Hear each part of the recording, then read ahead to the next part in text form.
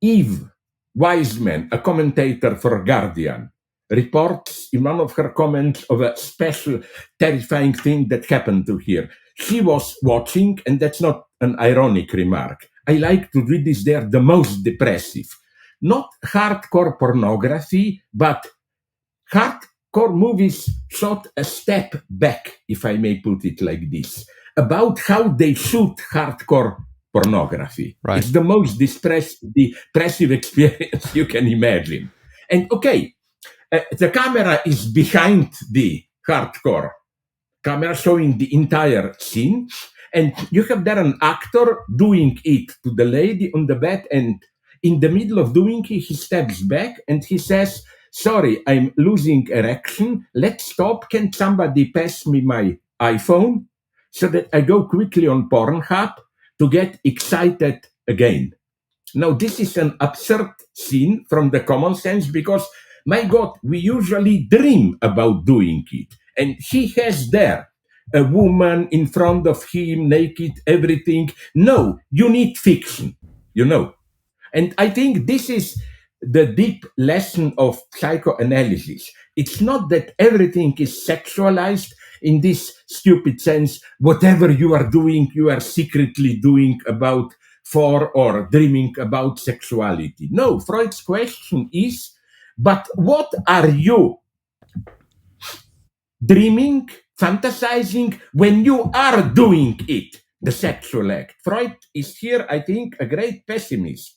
His point is that even in sexuality, you are never alone without fantasies. This concept of fantasizing never being or always being present during the sexual experience, I think some people would listen to that, particularly people with what others might describe as a more puritanical sexual ethic, and say that just demonstrates that sex has gone utterly wrong in our sort of modern secular age. So I can imagine some of my Christian listeners thinking to themselves, well, of course, people are struggling to have sex in the kind of situation you described, like a hardcore pornography set, because this is not the kind of sex that God intended. And of course, that when somebody has countless sexual partners and they treat it casually and they don't wait for marriage, then of course when they finally settle down with somebody, they're still going to be thinking about other people. But if we were to sort of re-inject the missing element for a lot of people in modern sexual experience, which is love, into the experience, then perhaps that fantasy would go away. That's a simple point with which this may surprise you. I partially, from a certain perspective, agree. You mentioned love. And I'm now repeating my old stuff. I agree that love changes things, but precisely in the way you said your Christian friends intend me. It's not that without love you have sex, which is just real, brutal, raw bodily presence. No, my paradox would have been, and I'm interested to hear from you if I'm going too far here. My point would have been that precisely in this raw, brutal, just lust, I don't care about love and so on, the other's body is not really here. Yeah. The expression that I like to use is that in without love, what are you doing is you masturbate with a real person. What do I mean by this? You have what is in vulgar terms masturbation is you dream about something and you just, sorry, I will not be too obscene, you do it to yourself. But I think in sex without love, you dream about something, and what you do in reality is just you use the other as a masturbatory prop, as an element there, so that only in love, and this is something very important that I will say now, I think this is why love, true love, does not idealize the other. love is something much more, sorry for this term, miraculous. In love, you accept fully the other with all his, her, its, I will not use theirs, you will not force me to do that, imperfections, but as such, these imperfections included he, she, it is it. It's the thing itself in some sense. That's the almost, I would say, theological miracle of love.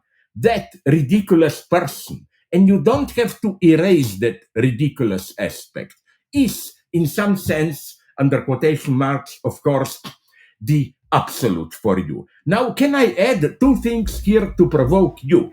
I want to throw you out of your this cool, cosmic, skeptic, complacent view and so on. Please. Would you agree with this here? That's so, okay, I hope we vaguely agree here, although it wasn't clear. Is this your Christian friends or you? That love is... Sometimes they do speak through me, yes.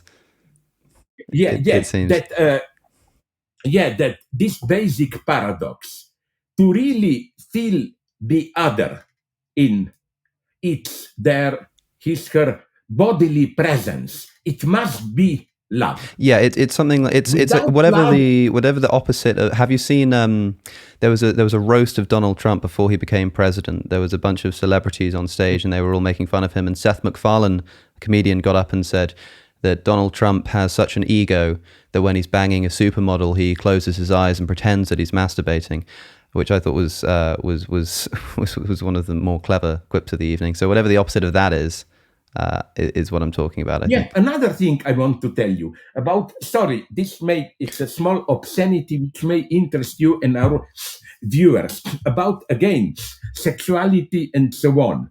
You know where, but not in the sense they think, this, even Christian conservatives may be right. Yeah, is this what you promised to outrage me and disavow me of my cosmic skepticism?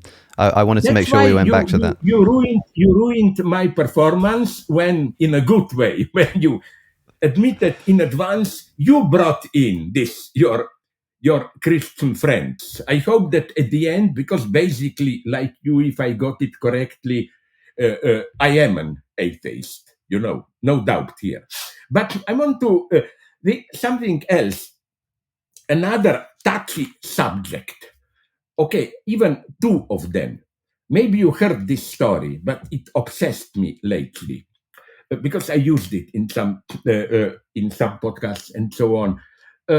This is for me the crisis, in some sense, or the psychic imbalance of our time. I was some months ago, I read somewhere that the Nazis, when they tortured prisoners, mostly Jews, in their concentration camps, they had it made, and what struck me is that it was industrially made for this purpose. It's like to crack a nut machine, testicle crashers. They were industrially made. Okay, so I wanted to check this, not to be called again with claiming something wrong, whatever, no. So I checked it up. I put, and you can repeat the experience, into Google testicle crashers. And I was bombed by offers.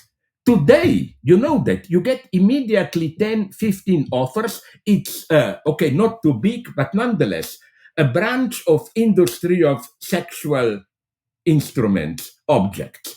You get testicle crashers, even very exclusive ones. 2 balls connected, and you can get, I found one for $15,000 sprinkled with diamonds. So you can regulate how far you squeeze your balls, and then you get special holes, and you get needles too, and so on and so on. So, this gave me to think in a very naive way, where are we? Where something that 70, 80 years ago was the ultimate horror is now an object that you can buy for pleasure. That is to say, what happened with our permissiveness, that its result, it's not we all spontaneously enjoy, but it's on the contrary, that ultimately the result of this permissiveness is that you need pain to enjoy, that only in stronger and stronger pain you can enjoy. Now, my basic position here is more crazy than it might appear. It's not, oh, this is just simply, this is modern decadence and so on.